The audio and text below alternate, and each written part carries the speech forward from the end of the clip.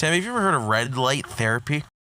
Yes, and I actually use red light therapy myself all Really? the time. I do. I heard it has. I've been reading on Twitter. I blast myself with that shit all the time. Now, don't pretend like you know what the benefits are. I don't. Okay. But I do know that. And if we start rambling about what the benefits are, it's going to make us sound unprofessional and like fucking idiots. I will not. I would never do that. But I do know. Benefits to red light therapy. Let's get the ad read out of the way. The benefits to red light therapy, let's look up ChatGPT, blah, blah, blah. Makes your balls bigger, makes you live 25 years longer, makes you 100 points more IQ, and it makes you make lots more money and everything's good. But it does do good shit, and it does work. Ask me, last night I was puking up a fucking piece of chicken. That's unrelated. Ask me for health. I can barely move. I'm choking myself to death in my sleep with my body fat. Last night I puked up a fucking ham hock of chicken. A bone. So you're going to want to use, I puked up a bone. It was like a cartoon. It was like a steak T-bone with a bone attached to it. I looked down in the sink and it was like a Bugs Bunny cartoon. TakeRedLife.com, NASA-approved light therapy that unlocks your body's healing potential. The website looks like a place where you'd buy, I don't know, an assassination. It'd be hard to imagine a worse-looking website. It's actually okay on mobile, but on desktop it looks like a fucking, what the fuck, man? Which has nothing to do with the product itself. But the product itself, we are using it in the office, and it is good, period. Okay? I know we do joke ad reads, but this product is good, and we are using it on our testicles while we're editing videos for your viewing pleasure. TakeRedLife.com. Use code HYDE25 for single items, HYDE30 for bundles. Get yourself a red light therapy thing and start using it because it is good. So, guys, go to TakeRedLife.com and improve your life. Tier, chop this up so we don't sound like fucking morons. You leave that part in, though. Now, there's a bird cage. I don't think you've examined the bird cage yet. We need a bird in the office. Yeah. You know what? Squawks all the time. Can you, for a second here, have you ever met somebody who owned birds as pets? Yes. I don't want to be negative, and I don't want to look down on people who live differently than I do. And I was thinking this today because I was driving.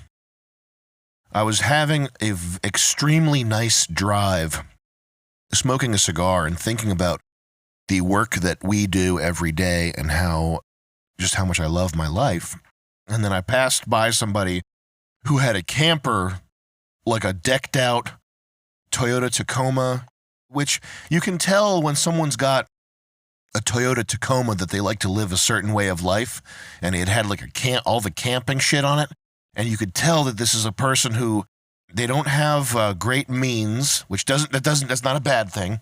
But what it means is to not make a lot of money and then spend all your money and time and power to specifically to go outside and go camping and live outside stuff.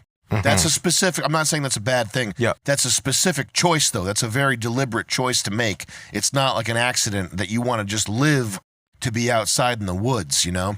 And I was driving by thinking to myself how differently that person lives from me, because I can't fucking stand being outside. Camping's like my worst nightmare.